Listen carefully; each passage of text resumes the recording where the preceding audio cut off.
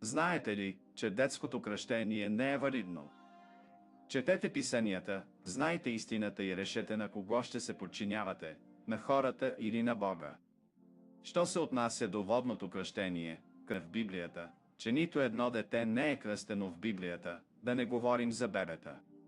Ние виждаме изискванията за кръщение в глава 2, стих 38, който е да се покаем и да повярваме в Исус, и в Марк 16, който е да вярваме в благовестието, нещо, което бебето не може да направи, или да повярва, или да съжалявате. Виждаме, че Исус е бил кръстен на около 30 годишна възраст, като възрастен, способен да разбере, осъзнавайки какво означава кръщението и отговорността и последиците от кръщението във вода, за да следва Исус, нещо, което бебето не може да направи.